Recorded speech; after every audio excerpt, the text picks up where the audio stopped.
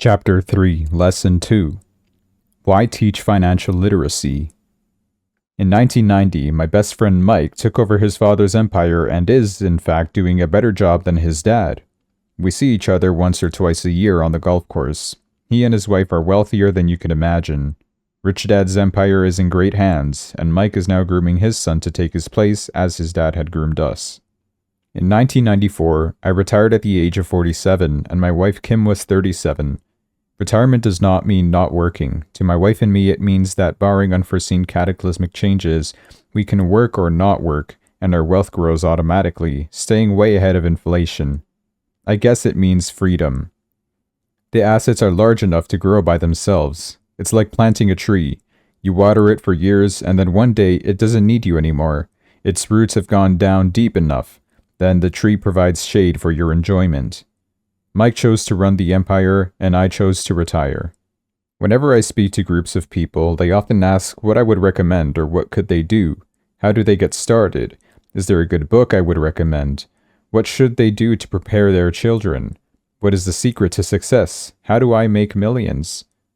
I am always reminded of this article I was once given. It goes as follows. The Richest Businessman. In 1923, a group of our greatest leaders and richest businessmen held a meeting at the Edgewater Beach Hotel in Chicago.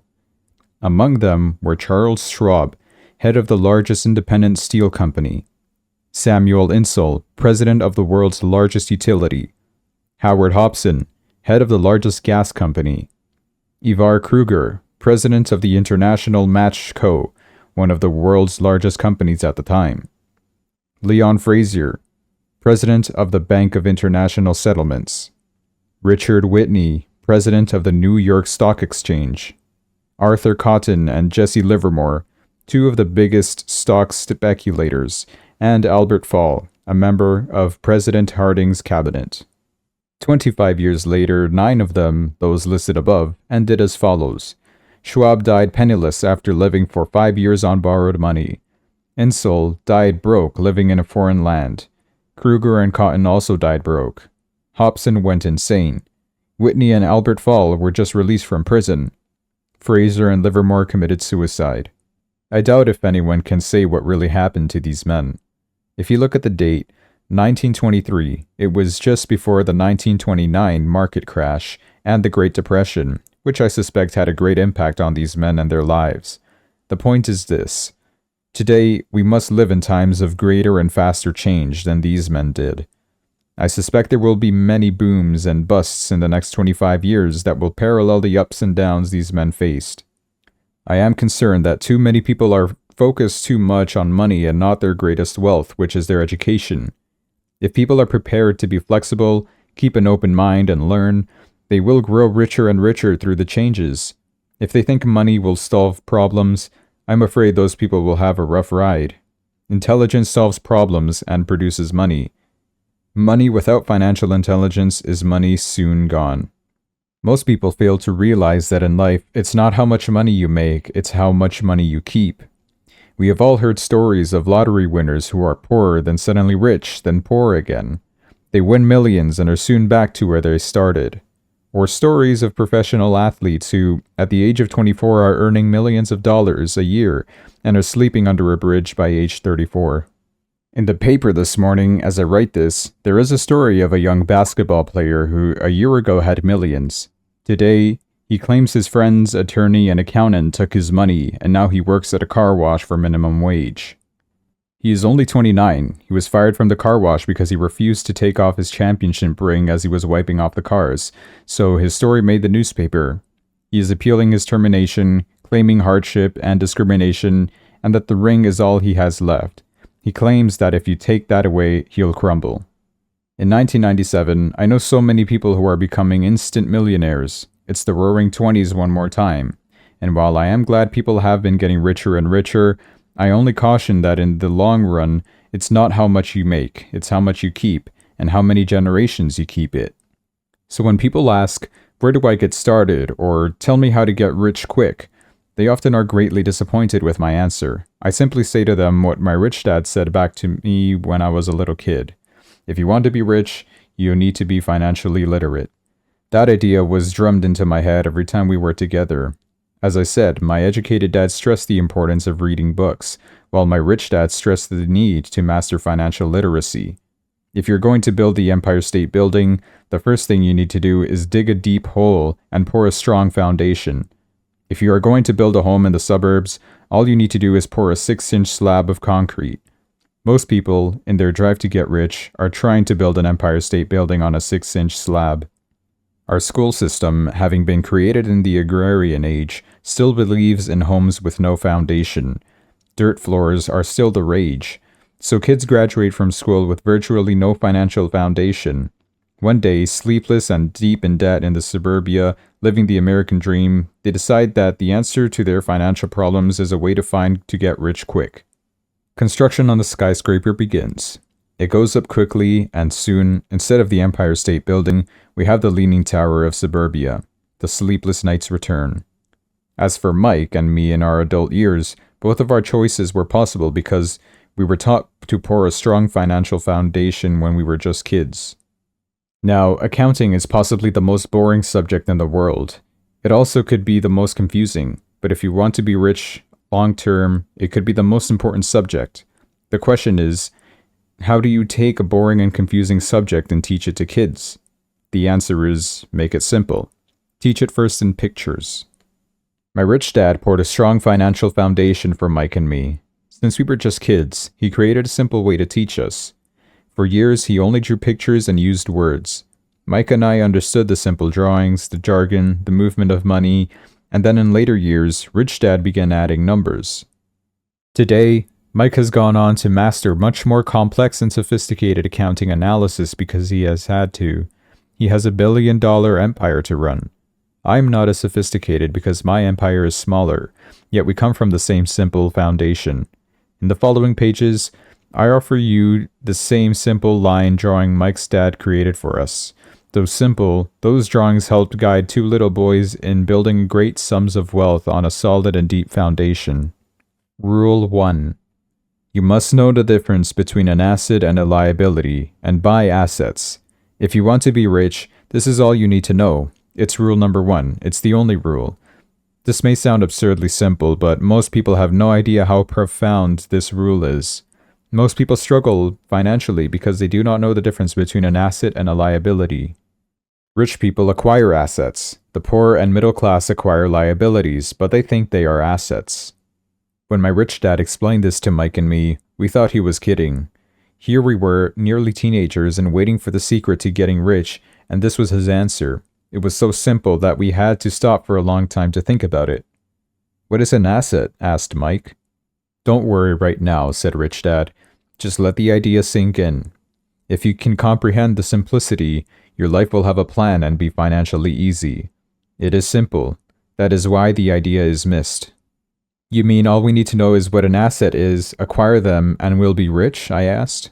Rich Dad nodded his head. "It's that simple." "If it's that simple, how come everyone is not rich?" I asked. Rich Dad smiled. "Because people do not know the difference between an asset and a liability." I remember asking, how can adults be so silly? If it's that simple, if it's that important, why would everyone not want to find out? It took our rich dad only a few minutes to explain what assets and liabilities were. As an adult, I have difficulty explaining it to other adults. Why? Because adults are smarter. In most cases, the simplicity of the idea escapes most adults because they have been educated differently. They have been educated by other educated professionals such as bankers, accountants, real estate agents, financial planners, and so forth. The difficulty comes in asking adults to unlearn or become children again. An intelligent adult often feels it is demeaning to pay attention to simplistic definitions. Rich Dad believed in the KISS principle, keep it simple, stupid. So he kept it simple for 2 young boys, and that made the financial foundation strong. So what causes the confusion? Or how could something so simple be so screwed up? Why would someone buy an asset that was really a liability? The answer is found in basic education. We focus on the word literacy and not financial literacy.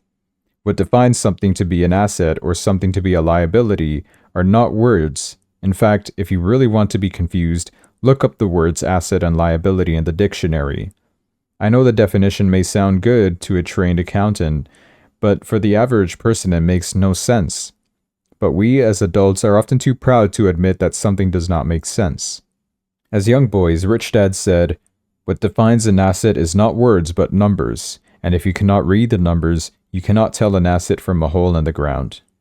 In accounting, Rich Dad would say, it's not the numbers, but what the numbers are telling you. It's just like words. It's not the words, but the story the words are telling you. Many people read, but do not understand much. It's called reading comprehension. And we all have different abilities when it comes to reading comprehension. For example, I recently bought a new VCR. It came with an instruction book that explained how to program the VCR. All I wanted to do was record my favorite TV show on Friday night. I nearly went crazy trying to read the manual. Nothing in my world is more complex than learning how to program my VCR. I could read the words, but I understood nothing. I get an A for recognizing the words. I get an F for comprehension. And so it is with financial statements for most people. If you want to be rich, you've got to read and understand numbers. If I heard that once, I heard it 1,000 times from my rich dad. And I also heard, the rich acquire assets and the poor and middle class acquire liabilities. Here is how to tell the difference between an asset and a liability. Most accountants and financial professionals do not agree with the definitions, but these simple drawings were the start of strong financial foundations for two young boys. To teach preteen boys, Rich Dad kept everything simple, using as many pictures as possible, as few words as possible, and no numbers for years. This is the cash flow pattern of an asset. The above box is an income statement, often called a profit and loss statement. It measures income and expenses, money in and money out. The bottom diagram is the balance sheet. It is called that because it is supposed to balance assets against liabilities. Many financial novices do not know the relationship between the income statement and the balance sheet. That relationship is vital to understand. The primary cause of financial struggle is simply not knowing the difference between an asset and a liability. The cause of the confusion is found in the definition of the two words. If you want a lesson in confusion, simply look up the words asset and liability in the dictionary. Now, it may make sense to trained accountants, but to the average person, it may as well be written in Mandarin. You read the words in the definition, but true comprehension is difficult. So, as I said earlier, my rich dad simply told two young boys that assets put money in your pocket. Nice, simple, and usable. This is cash flow pattern of a liability. Now that assets and liabilities have been defined through pictures, it may be easier to understand my definitions in words. An asset is something that puts money in my pocket. A liability is something that takes money out of my pocket. This is really all you need to know. If you want to be rich, simply spend your life buying assets. If you want to be poor or middle class, spend your life buying liabilities. It's not really knowing the difference that causes most of the financial struggle in the real world. Illiteracy, both in words and numbers, is the foundation of financial struggle. If people are having difficulties financially, there is something that they cannot read either in numbers or words. Something is misunderstood. The rich are rich because they are more literate in different areas than people who struggle financially. So if you want to be rich and maintain your wealth, it's important to be financially literate in words as well as numbers. The arrows in the diagrams represent the flow of cash or cash flow. Numbers alone really mean little, just as words alone mean little. It's the story that counts. In financial reporting, reading numbers is looking for the plot, the story of where the cash is flowing. In 80% of most families, the financial story is a story of working hard in an effort to get ahead, not because they don't make money, but because they spend their lives buying liabilities instead of assets. For instance, this is the cash flow pattern of a poor person or a young person still at home. This is the cash flow pattern of a person in the middle class. This is the cash flow pattern of a wealthy person. All of these diagrams were obviously oversimplified. Everyone has living expenses, the need for food, shelter, and clothing. The diagrams show the flow of cash through a poor, middle class, or wealthy person's life. It is the cash flow that tells the story. It is the story of how a person handles their money, what they do after they get the money in their hand. The reason I started with the story of the richest men in America is to illustrate the flaw in the thinking of so many people. The flaw is that money will solve all problems. That is why I cringe whenever I hear people ask me how to get rich quicker, or where do they start. I often hear, I'm in debt, so I need to make more money. But more money will often not solve the problem. In fact, it may actually accelerate the problem. Money often makes obvious our tragic human flaws. Money often puts a spotlight on what we do not know. That is why, all too often, a person who comes into a sudden windfall of cash, let's say an inheritance, a pay raise, or lottery winnings, soon returns to the same financial mess, if not worse than the mess they were in before they received the money.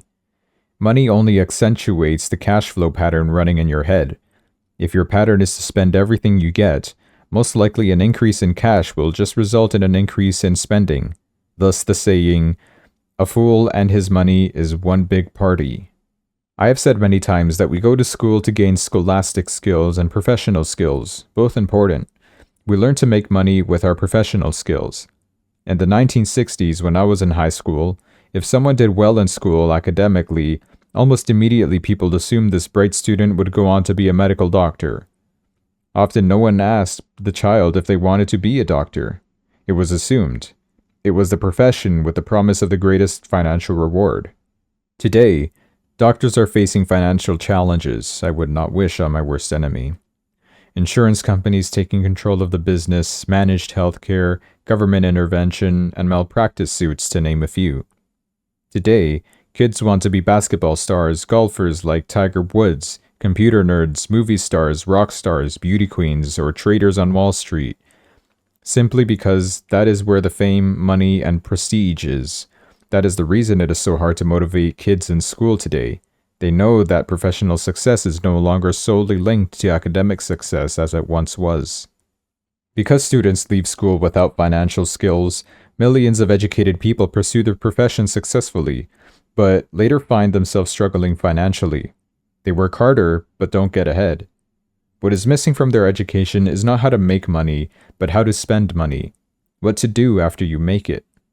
It's called financial aptitude. What you do with the money once you make it, how to keep people from taking it from you, how long you keep it, and how hard that money works for you. Most people cannot tell why they struggle financially because they don't understand cash flow. A person can be highly educated, professionally successful, and financially literate. These people often work harder than they need to because they learned how to work hard, but not how to have their money work for them. The story of how the quest for a financial dream turns into a financial nightmare. The moving picture show of hard-working people has set a pattern. Recently married, the happy, highly educated young couple move in together in one of their cramped rented apartments. Immediately, they realize that they are saving money because two can live as cheaply as one. The problem is, the apartment is cramped. They decide to save money to buy their dream home so they can have kids. They now have two incomes, and they begin to focus on their careers. Their incomes begin to increase. As their incomes go up, their expenses go up as well. The number one expense for most people is taxes. Many people think it's income tax, but for most Americans, their highest tax is Social Security. As an employee, it appears as if the Social Security tax combined with the Medicare tax rate is roughly 7.5%, but it's really 15%, since the employer must match the Social Security amount. In essence, it is money the employer cannot pay you. On top of that, you still have to pay income tax on the amount deducted from your wages for Social Security tax, income you never receive, because it went directly to Social Security through withholding. Then, their liabilities go up. This is best demonstrated by going back to the young couple. As a result of their incomes going up, they decide to go out and buy the house of their dreams. Once in their house, they have a new tax called property tax. Then they buy a new car, new furniture, and new appliances to match their new house. All of a sudden, they wake up and their liabilities column is full of mortgage debt and credit card debt. They're now trapped in the rat race. A child comes along. They work harder. The process repeats itself. More money and higher taxes, also called bracket creep. A credit card comes in the mail. They They use it, it maxes out. A loan company calls and says their greatest asset, their home, has appreciated in value. The company offers a bill consolidation loan because their credit is so good, and tells them the intelligent thing to do is clear off the highest interest consumer debt by paying off their credit card. And besides, interest on their home is a tax deduction.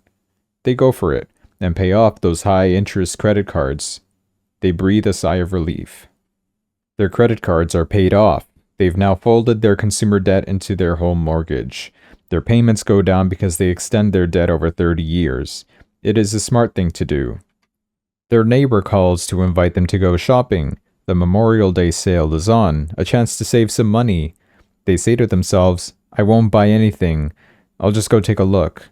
But just in case they find something, they tuck that clean credit card inside their wallet. I run into this young couple all the time. Their names change, but their financial dilemma is the same. They come to one of my talks to hear what I have to say. They ask me, can you tell us how to make more money? Their spending habits have caused them to seek more income. They don't even know that the trouble is really how they choose to spend the money they do have, and that is the real cause of their financial struggle. It is caused by financial illiteracy and not understanding the difference between an asset and a liability. More money seldom solves someone's money problems. Intelligence solves problems. There is a saying a friend of mine says over and over to people in debt. If you find you have dug yourself into a hole, stop digging. As a child, my dad often told us that the Japanese were aware of three powers: the power of the sword, the jewel, and the mirror. The sword symbolizes the power of weapons.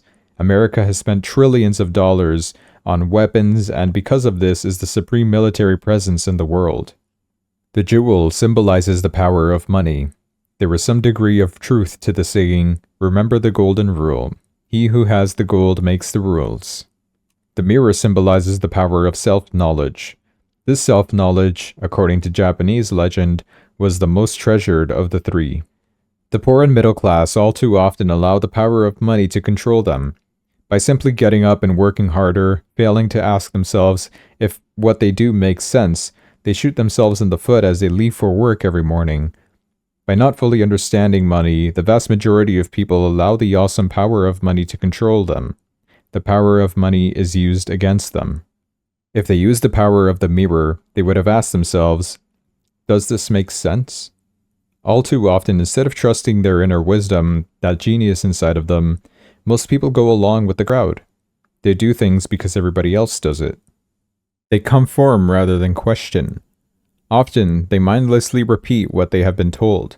Ideas such as diversify or your home is an asset, your home is your biggest investment, you get a tax break for going into greater debt, get a safe job, don't make mistakes, don't take risks. It is said that the fear of public speaking is far greater than death for most people. According to psychiatrists, the fear of public speaking is caused by the fear of ostracism, the fear of standing out, the fear of criticism, the fear of ridicule, the fear of being an outcast. The fear of being different prevents most people from seeking new ways to solve their problems. That is why my educated dad said the Japanese valued the power of the mirror the most, for it is only when we as humans look into the mirror do we find truth. And the main reason that most people say, play it safe, is out of fear. That goes for anything, be it sports, relationships, career, money. It is that same fear, the fear of ostracism, that causes people to conform and not question commonly accepted opinions or popular trends. Your home is an asset, get a bill consolidation loan and get out of debt. Work harder, it's a promotion, someday I'll be a vice president. Save money.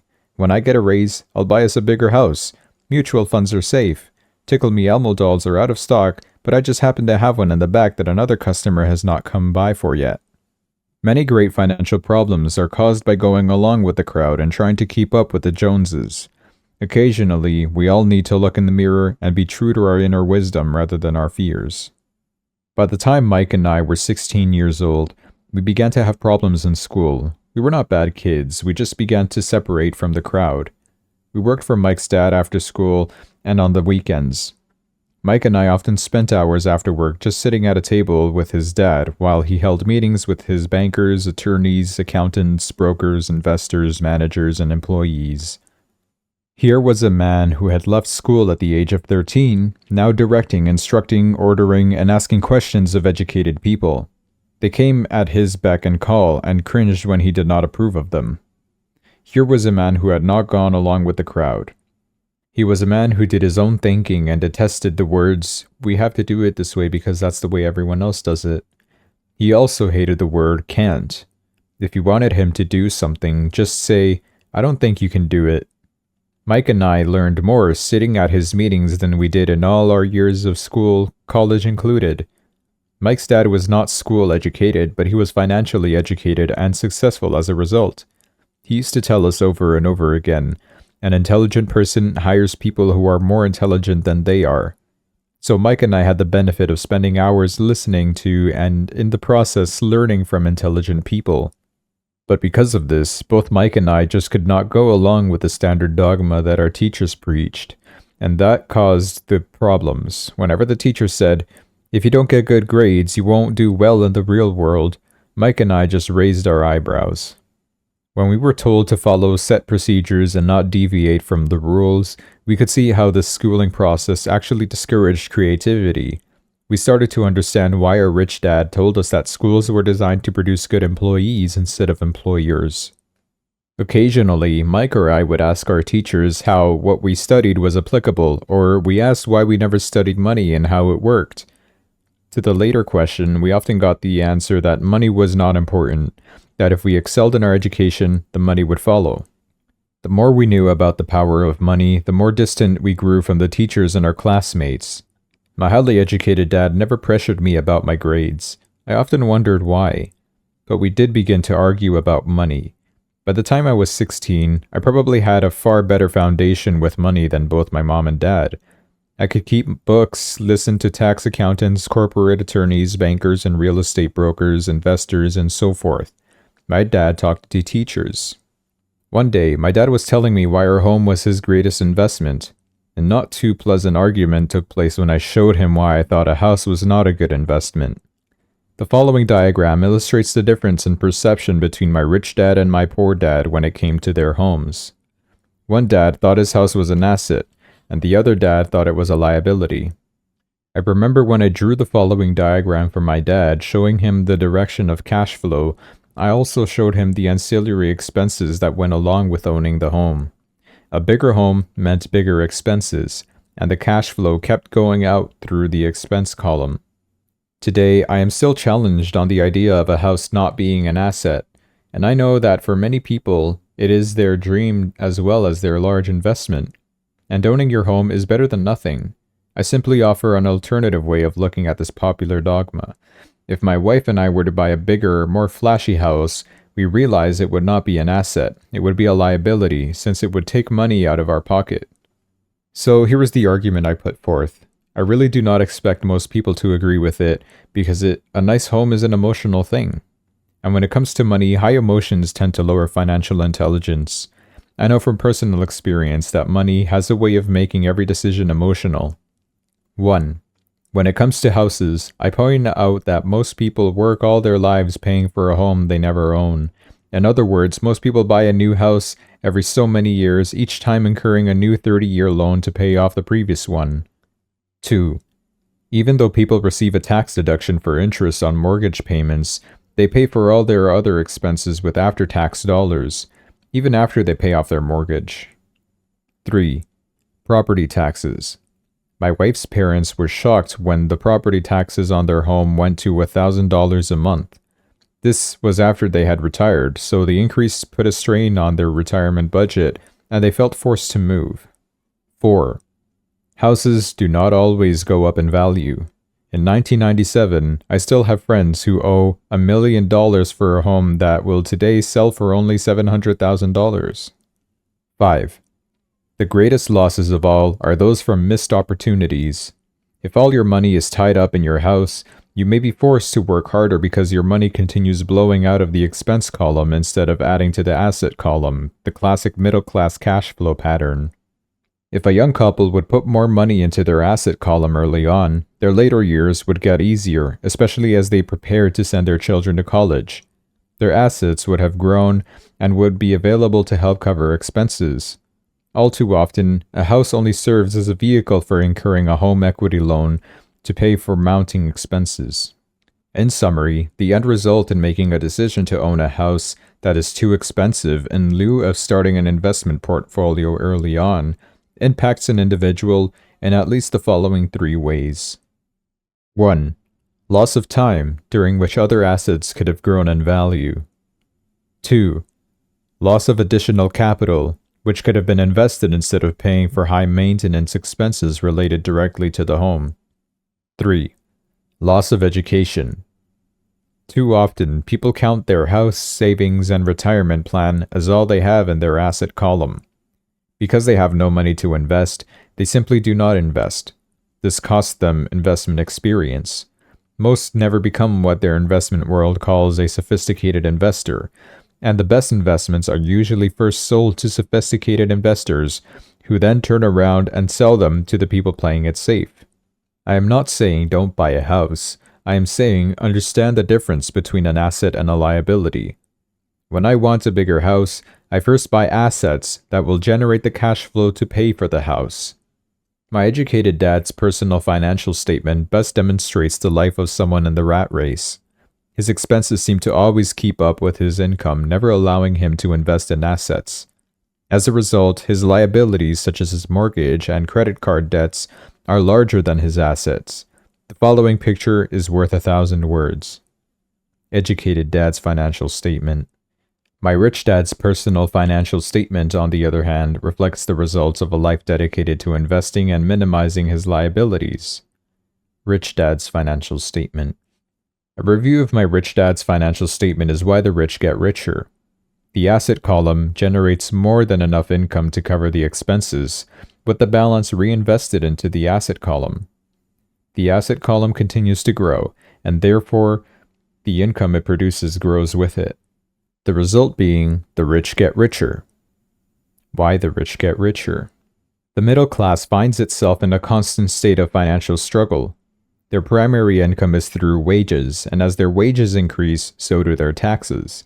Their expenses tend to increase in equal increments as their wages increase, hence the phrase the rat race. They treat their home as their primary asset, instead of investing in income-producing assets.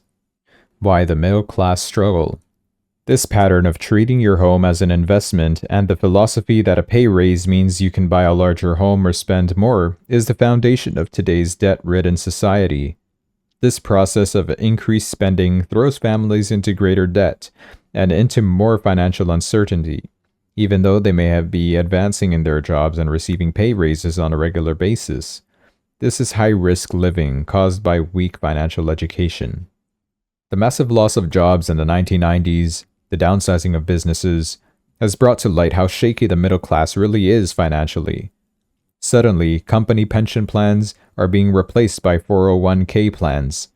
Social Security is obviously in trouble and cannot be looked at as a source for retirement. Panic has set in for the middle class. The good thing today is that many of these people have recognized these issues and have begun buying mutual funds. This increase in investing is largely responsible for the huge rally we have seen in the stock market. Today, there are more and more mutual funds being created to answer the demand by the middle class. Mutual funds are popular because they represent safety. Average mutual fund buyers are too busy working to pay taxes and mortgages, save for their children's college, and pay off credit cards. They do not have time to study to learn how to invest, so they rely on the expertise of the manager of the mutual fund. Also, because the mutual fund includes many different types of investments, they feel their money is safer because it is diversified.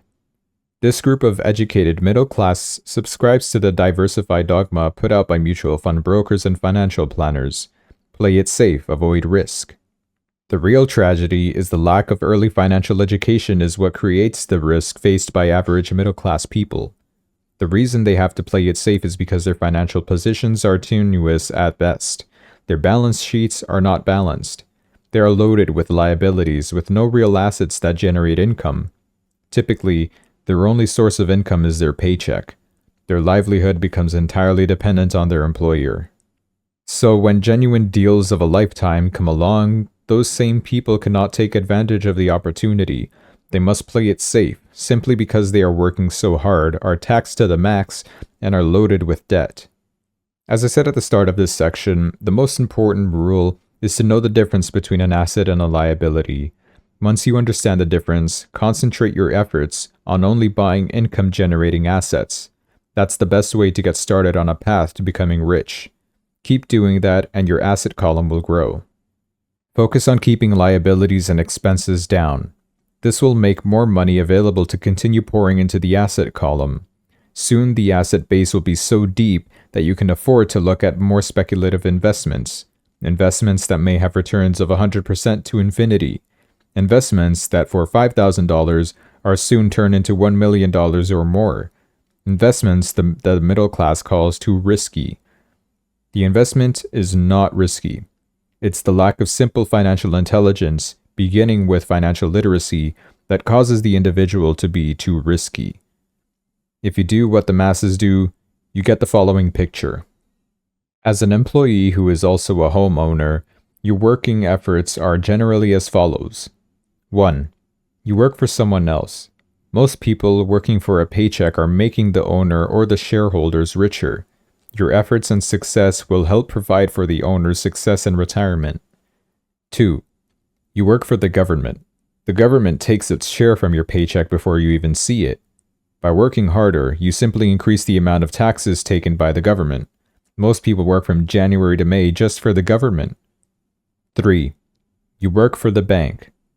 After taxes, your next largest expense is usually your mortgage and credit card debt.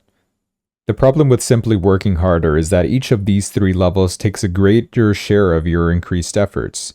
You need to learn how to have your increased efforts benefit you and your family directly.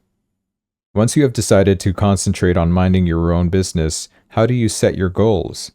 For most people, they must keep their profession and rely on their wages to fund their acquisition of assets. As their assets grow, how do they measure the extent of their success? When does someone realize that they are rich, that they have wealth? As well as having my own definitions for assets and liabilities, I also have my own definition for wealth. Actually, I borrowed it from a man named Buckminster Fuller. Some call him a quack, others call him a living genius. Years ago, he got all the architects buzzing because he applied for a patent in 1961 for something called a geodesic dome. But in the application, Fuller also said something about wealth. It was pretty confusing at first, but after reading it for a while, it began to make some sense. Wealth is a person's ability to survive so many number of days forward. Or if I stopped working today, how long could I survive? Unlike net worth, the difference between your assets and liabilities, which is often filled with a person's expensive junk and opinions of what things are worth, this definition creates the possibility for developing a truly accurate measurement. I can now measure and really know where I was in terms of my goal to become financially independent. Although net worth often includes these non-cash producing assets like stuff you bought that now sits in your garage, wealth measures how much money your money is making, and therefore your financial survivability. Wealth is the measure of the cash flow from the asset column compared with the expense column. Let's use an example. Let's say I have cash flow from my asset column of $1,000 a month, and I have monthly expenses of $2,000 a month. What is my wealth? Let's go back to Buckminster Fuller's definition. Using his definition, how many days forward can I survive? And let's assume a 30-day month. By that definition, I have enough cash flow for half a month. When I have achieved $2,000 a month cash flow from my assets, then I will be wealthy. So I am not rich yet, but I am wealthy. I now have income generated from assets each month that fully cover my monthly expenses. If I want to increase my expenses, I first must increase my cash flow from assets to maintain this level of wealth. Take notice that it is at this point that I no longer am dependent on my wages. I have focused on and been successful in building an asset column that has made me financially independent. If I quit my job today, I would be able to cover my monthly expenses with the cash flow from my assets. My next goal would be to have the excess cash flow from my assets reinvested into the asset column. The more money that goes into my asset column, the more my asset column grows. The more my assets grow, the more my cash flow grows. And as long as I keep my expenses less than the cash flow from these assets, I will grow richer, with more and more income from sources other than my physical labor. As this reinvestment process continues, I'm well on my way to being rich. The actual definition of rich is in the eye of the beholder. You can never be too rich. Just remember this simple observation. The rich buy assets. The poor only have expenses. The middle class buys liabilities they think are assets. So how do I start minding my own business? What is the answer? Listen to the founder of McDonald's. Chapter 4, Lesson 3. Mind Your Own Business.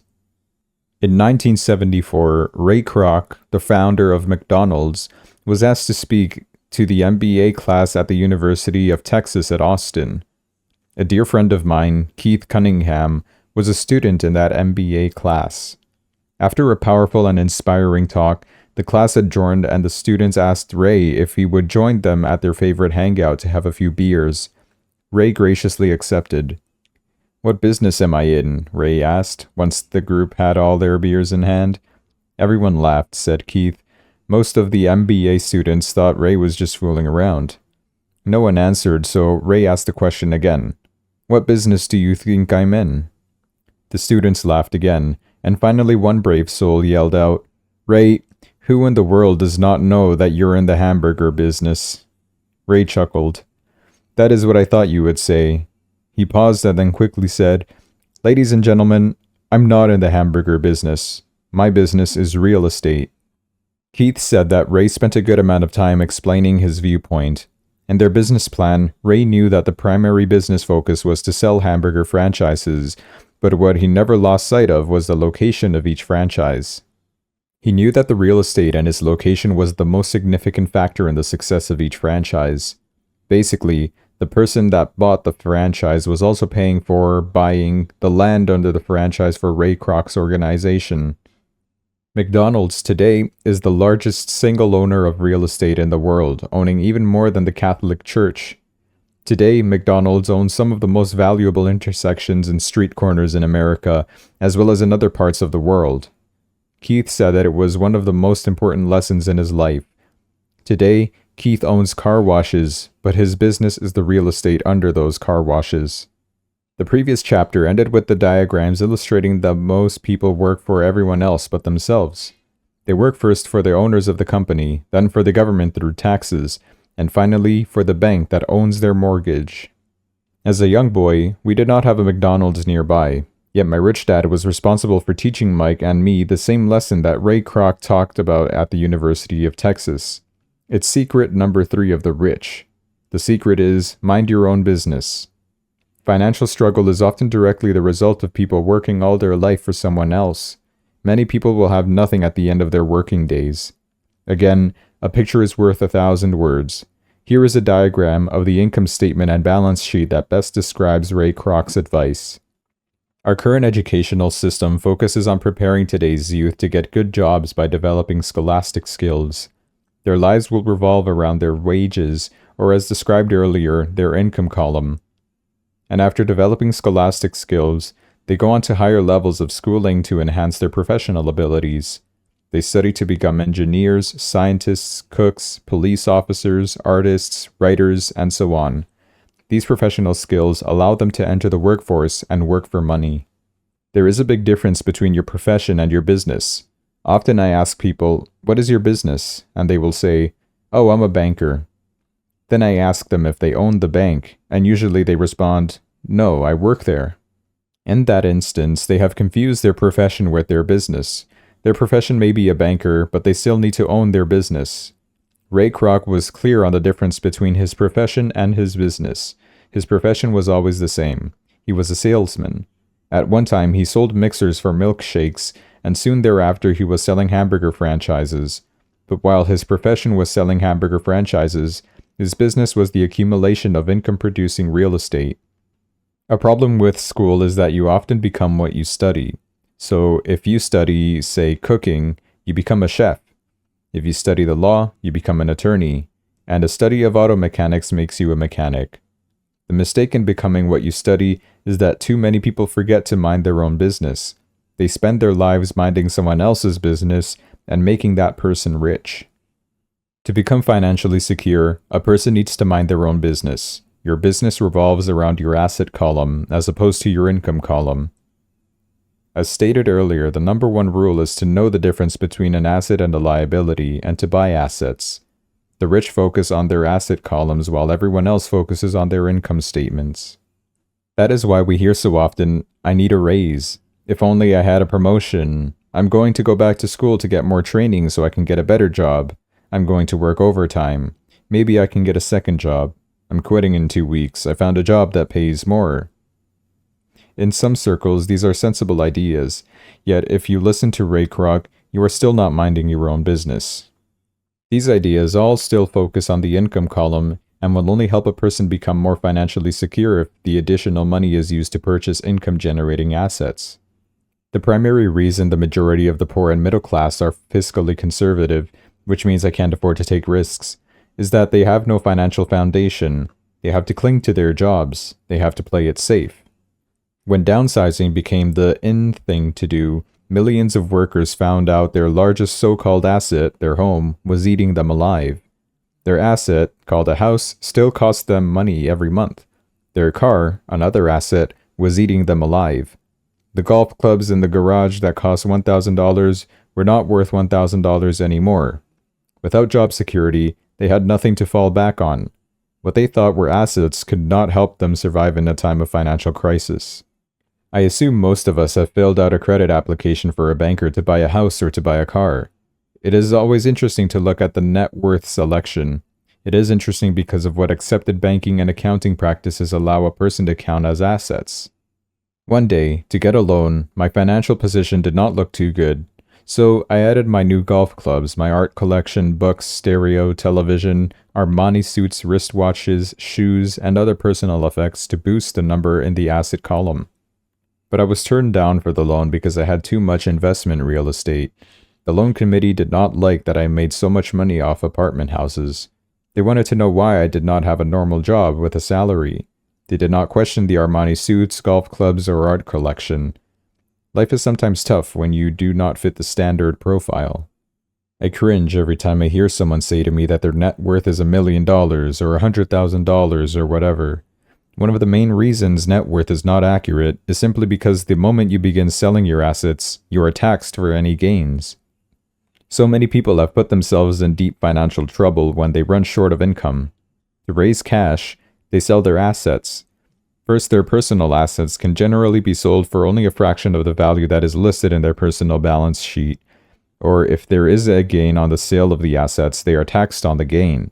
So again, the government takes its share of the gain, thus reducing the amount available to help them out of debt. That is why I say someone's net worth is often worth less than they think. Start minding your own business. Keep your daytime job, but start buying real assets, not liabilities or personal effects that have no real value once you get them home. A new car loses nearly 25% of the price you pay for it the moment you drive it off the lot. It's not a true asset even if your banker lets you list it as one. My $400 new titanium driver was worth $150 the moment I teed off. For adults, keep your expenses low, reduce your liabilities, and diligently build a base of solid assets. For young people who have not yet left home, it is important for parents to teach them the difference between an asset and a liability. Get them to start building a solid asset column before they leave home, get married, buy a house, have kids, and get struck in a risky financial position, clinging to a job and buying everything on credit. I see so many young couples who get married and trap themselves into a lifestyle that will not let them get out of debt for most of their working years. For most people, just as the last child leaves home, the parents realize they have not adequately prepared for retirement and they begin to scramble to put some money away. Then, their own parents become ill and they find themselves with new responsibilities. So what kind of assets am I suggesting that you or your children acquire? In my world, real assets fall into several different categories. 1. Businesses that do not require my presence. I own them, but they are managed or run by other people. If I have to work there, it's not a business, it becomes my job. 2. Stocks. 3. Bonds. 4. Mutual funds. 5. Income-generating real estate. 6. Notes, IOUs. 7. royalties from intellectual property such as music, scripts, patents. 8. And anything else that has value, produces income or appreciates and has a ready market. As a young boy, my educated dad encouraged me to find a safe job. My rich dad, on the other hand, encouraged me to begin acquiring assets that I loved. If you don't love it, you won't take care of it. I collect real estate simply because I love buildings and land. I love shopping for them. I could look at them all day long. When problems arise, the problems are not so bad that it changes my love for real estate. For people who hate real estate, they shouldn't buy it. I love stocks of small companies, especially startups. The reason is that I'm an entrepreneur, not a corporate person. In my early years, I worked in large organizations such as Standard Oil of California, the U.S. Marine Corps, and Xerox Corp. I enjoyed my time with those organizations and have fond memories, but I know deep down I am not a company man. I like starting companies, not running them. So, my stock buys are usually of small companies, and sometimes I even start the company and take it public. Fortunes are made in new stock issues, and I love the game. Many people are afraid of small cap companies and call them risky, and they are. But risk is always diminished if you love what the investment is, understand it, and know the game. With small companies, my investment strategy is to be out of the stock in a year. My real estate strategy, on the other hand, is to start small and keep trading the properties up for bigger properties, and therefore delaying paying taxes on the gain. This allows the value to increase dramatically. I generally hold real estate less than 7 years. For years, even while I was with the Marine Corps and Xerox, I did what my rich dad recommended. I kept my daytime job, but I still minded my own business. I was active in my asset column. I traded real estate and small stocks. Rich Dad always stressed the importance of financial literacy. The better I was at understanding the accounting and cash management, the better I would be at analyzing investments and eventually starting and building my own company. I would not encourage anyone to start a company unless they really want to. Knowing what I know about running a company, I would not wish that task on anyone. There are times when people cannot find employment where starting a company is a solution for them. The odds are against success. 9 out of 10 companies fail in 5 years. Of those that survive the first 5 years, 9 out of 10 of those eventually fail as well. So if you really have the desire to own your own company, do I recommend it? Otherwise, keep your daytime job and mind your own business. When I say mind your own business, I mean to build and keep your asset column strong. Once a dollar goes into it, never let it come out. Think of it this way. Once a dollar goes into your asset column, it becomes your employee.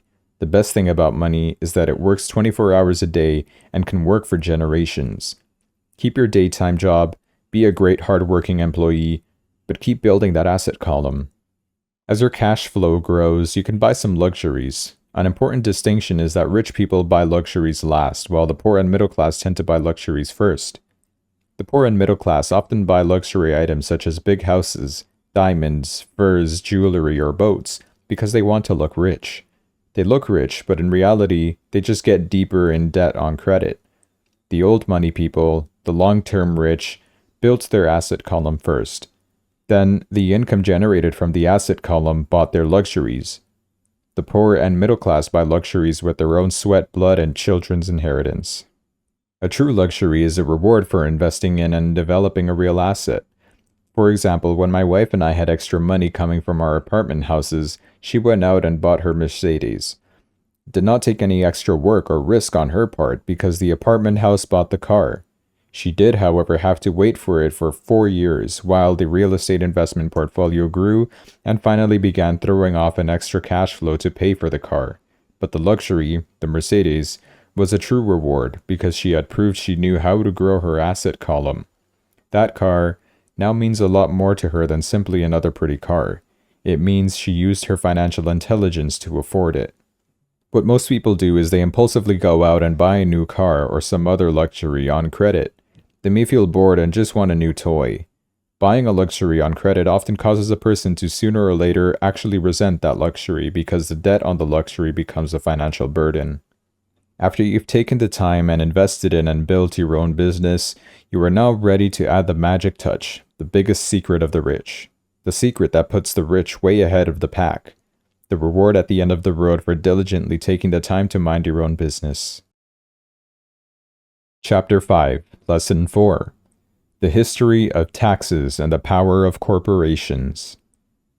I remember in school being told the story of Robin Hood and his merry men. My school teacher thought it was a wonderful story of a romantic hero, a Kevin Costner type, who robbed from the rich and gave to the poor. My rich dad did not see Robin Hood as a hero. He called Robin Hood a crook. Robin Hood may be long gone, but his followers live on. How often I still hear people say, "Why don't the rich pay for it?" Or "the rich should pay more in taxes and give it to the poor." It is this idea of Robin Hood, or taking from the rich to give to the poor, that has caused the most pain for the poor and the middle class. The reason the middle class is so heavily taxed is because of the Robin Hood ideal. The real reality is that the rich are not taxed. It is the middle class who pays for the poor, especially the educated upper-income middle class. Again, to understand fully how things happen, we need to look at the historical perspective. We need to look at the history of taxes. Although my highly educated dad was an expert on the history of education, my rich dad fashioned himself as an expert on the history of taxes. Rich Dad explained to Mike and me that in England and America, originally there were no taxes. Occasionally there were temporary taxes levied in order to pay for wars. The king or the president would put the word out and ask everyone to chip in. Taxes were levied in Britain for the fight against Napoleon from 1799 to 1816, and in America, taxes were levied to pay for the Civil War from 1861 to 1865. In 1874, England made income tax a permanent levy on its citizens. In 1913, an income tax became permanent in the United States with the adoption of the 16th Amendment to the Constitution. At one time, Americans were anti-tax. It had been the excessive tax on tea that led to the famous Tea Party in Boston Harbor, an incident that helped ignite the Revolutionary War. It took approximately 50 years in both England and the United States to sell the idea of a regular income tax. What these historical dates fail to reveal is that both of these taxes were initially levied against only the rich. It was at this point that Rich Dad wanted Mike and me to understand. He explained that the idea of taxes was made popular and accepted by the majority by telling the poor and the middle class that taxes were created only to punish the rich. This is how the masses voted for the law, and it became constitutionally legal. Although it was intended to punish the rich, in reality, it wound up punishing the very people who voted for it, the poor and the middle class. Once the government got a taste of money, the appetite grew, said Rich Dad. Your dad and I are exactly opposite. He's a government bureaucrat and I'm a capitalist. We get paid and our success is measured on opposite behaviors. He gets paid to spend money and hire people. The more he spends and the more people he hires, the larger his organization becomes. In the government, the larger his organization, the more he is respected. On the other hand, within my organization, the fewer people I hire and the less money I spend, the more I am respected by my investors. That's why I don't like government people. They have different objectives from most business people. As the government grows, more and more tax dollars will be needed to support it. My educated dad sincerely believed that the government should help people. He loved John F. Kennedy and especially the idea of Peace Corps. He loved the idea so much that both he and my mom worked for the Peace Corps training volunteers to go to Malaysia, Thailand, and the Philippines. He always strived for additional grants and increases in his budget so he could hire more people, both in his job with the education department and in the Peace Corps. That was his job.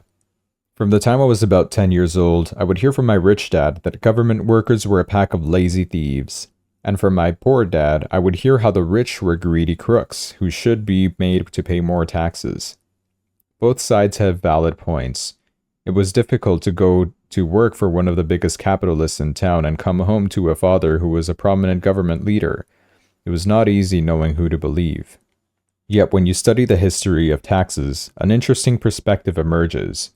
As I said, the passage of taxes was only possible because the masses believed in the Robin Hood theory of economics, which was to take from the rich and give to everyone else. The problem was that the government's appetite for money was so great that the taxes soon needed to be levied on the middle class, and from there it kept trickling down. The rich, on the other hand, saw an opportunity. They do not play by the same set of rules. As I've stated, the rich already knew about the corporations, which became popular in the days of sailing ships. The rich created the corporation as a vehicle to limit their risk to the assets of each voyage. The rich put their money into a corporation to finance the voyage. The corporation would then hire a crew to sail to the New World to look for treasures. If the ship was lost, the crew lost their lives, but the loss to the rich would be limited only to the money they invested for that particular voyage.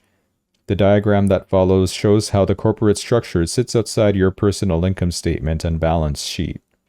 How the rich play the game. It is the knowledge of the power of the legal structure of the corporation that really gives the rich a vast advantage over the poor and the middle class. Having two fathers teaching me, one a socialist and the other a capitalist, I quickly began to realize that the philosophy of the capitalist made more financial sense to me. It seemed to me that the socialists ultimately penalized themselves due to their lack of financial education. No matter what the take from the rich crowd came up with, the rich always found another way to outsmart them. That is how taxes were eventually levied on the middle class. The rich outsmarted the intellectuals solely because they understood the power of money, a subject not taught in schools. How did the rich outsmart the intellectuals? Once the take from the rich tax was passed, cash started flowing into government coffers. Initially, people were happy. Money was handed out to government workers and the rich. It went to government workers in the form of jobs and pensions. It went to the rich via their factories receiving government contracts. The government became a large pool of money, but the problem was the fiscal management of that money.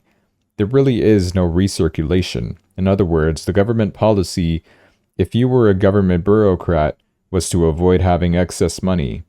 If you failed to spend your allotted funding, you risked losing it in the next budget. You would certainly not be recognized for being efficient. Business people, on the other hand, are rewarded for having excess money and are recognized for their efficiency.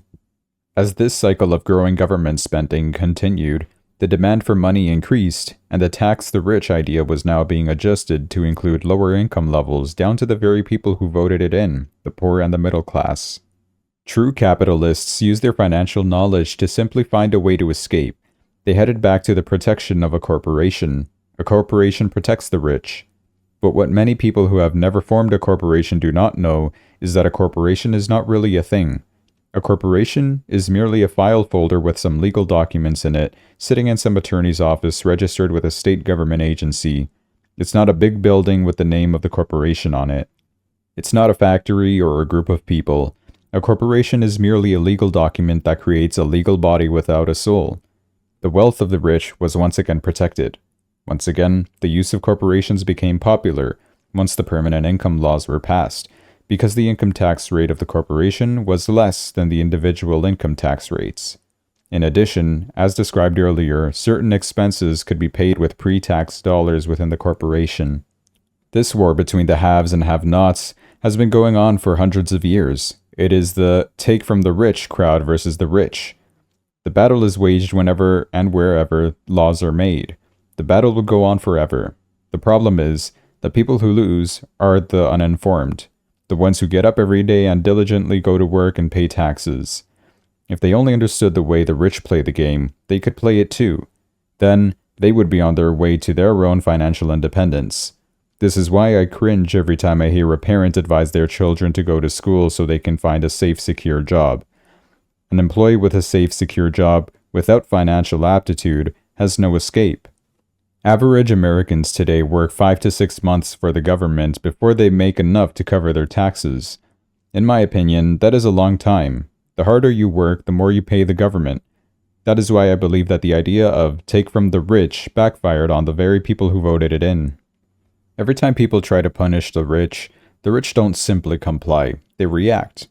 They have the money, power, and intent to change things. They do not just sit there and voluntarily pay more taxes.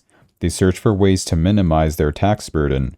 They hire smart attorneys and accountants and persuade politicians to change laws or create legal loopholes. They have the resources to effect change. The tax code of the United States also allows other ways to save on taxes. Most of these vehicles are available to anyone, but it is the rich who usually look for them because they are minding their own business. For example, 1031 is jargon for Section 1031 of the Internal Revenue Code, which allows a seller to delay paying taxes on a piece of real estate that is sold for a capital gain through an exchange for a more expensive piece of real estate. Real estate is one investment vehicle that allows such a great tax advantage. As long as you keep trading up in value, you will not be taxed on the gains until you liquidate. People who do not take advantage of these tax savings offered legally are missing a great opportunity to build their asset columns. The poor and middle class do not have the same resources. They sit there and let the government's needles enter their arm and allow the blood donation to begin. Today, I am constantly shocked at the number of people who pay more taxes or take fewer deductions simply because they are afraid of the government. And I do know how frightening and intimidating a government tax agent can be. I have friends who have had their businesses shut down and destroyed, only to find out it was a mistake on the part of the government. I realize all that. But the price of working from January to mid-May is a high price to pay for that intimidation. My poor dad never fought back. My rich dad didn't either. He just played the game smarter. And he did it through corporations, the biggest secret of the rich. You may remember the first lesson I learned from my rich dad. I was a little boy of 9 who had to sit and wait for him to choose to talk to me. I often sat in his office waiting for him to get to me. He was ignoring me on purpose. He wanted me to recognize his power and desire to have that power for myself one day. For all the years I studied and learned from him, he always reminded me that knowledge was power. And with money comes great power that requires the right knowledge to keep it and make it multiply. Without that knowledge, the world pushes you around. Rich Dad constantly reminded Mike and me that the biggest bully was not the boss or the supervisor, but the tax man. The tax man will always take more if you let him. The first lesson of having money work for me, as opposed to working for money, is really all about power. If you work for money, you give the power up to your employer. If your money works for you, you keep and control the power. Once we had this knowledge of the power of money working for us, he wanted us to be financially smart and not let bullies push us around. You need to know the law and how the system works. If you're ignorant, it's easy to be bullied. If you know what you're talking about, you have a fighting chance. That is why he paid so much for smart tax accountants and attorneys. It was less expensive to pay them than pay the government. His best lesson to me, which I have used most of my life, is be smart and you won't be pushed around as much. He knew the law because he was a law-abiding citizen. He knew the law because it was expensive to not know the law. If you know you're right, you're not afraid of fighting back, even if you are taking on Robin Hood and his band of merry men. My highly educated dad always encouraged me to seek a good job with a strong corporation. He spoke of the virtues of working your way up the corporate ladder. He didn't understand that by relying solely on a paycheck from a corporate employer, I would be a docile cow ready for milking. When I told my rich dad of my father's advice, he only chuckled. Why not own the ladder, was all he said. As a young boy, I did not understand what rich dad meant by owning my own corporation. It was an idea that seemed impossible and intimidating. Although I was excited by the idea, my youth would not let me envision the possibility that grown-ups would someday work for a company I would own. The point is, if not for my rich dad, I would have probably followed my educated dad's advice. It was merely the occasional reminder of my rich dad that kept the idea of owning my own corporation alive, and kept me on a different path. By the time I was 15 or 16, I knew I was not going to continue down the path my educated dad was recommending. I did not know how I was going to do it, but I was determined not to head in the direction most of my classmates were heading.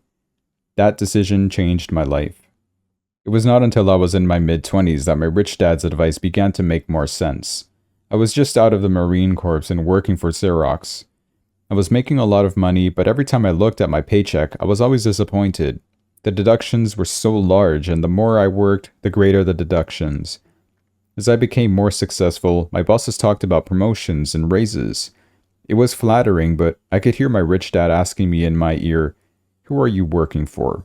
Who are you making rich?" In 1974, while still an employee for Xerox, I formed my first corporation and began minding my own business. There were already a few assets in my asset column, but now I was determined to focus on making it bigger. Those paychecks with all the deductions made all the years of my rich dad's advice make total sense. I could see the future if I followed my educated dad's advice. Many employers feel that advising their workers to mind their own business is bad for business. I am sure it can be for certain individuals, but for me, focusing on my own business, developing assets, made me a better employee. I now had a purpose. I came in early and worked diligently, amassing as much money as possible so I could begin investing in real estate. Hawaii was just set to boom, and there were fortunes to be made. The more I realized we were in the beginning stages of a boom, the more Xerox machines I sold. The more I sold, the more money I made, and of course, the more deductions there were from my paycheck. It was inspiring. I wanted out of the trap of being an employee so badly that I worked harder, not less. By 1978, I was consistently one of the top 5 salespeople in sales, often number 1. I badly wanted out of the rat race. In less than 3 years, I was making more in my own little corporation, which was a real estate holding company, than I was making at Xerox. And the money I was making in my asset column in my own corporation was money working for me, not me pounding on doors selling copiers. My rich dad's advice made much more sense. Soon the cash flow from my properties was so strong that my company bought me my first Porsche.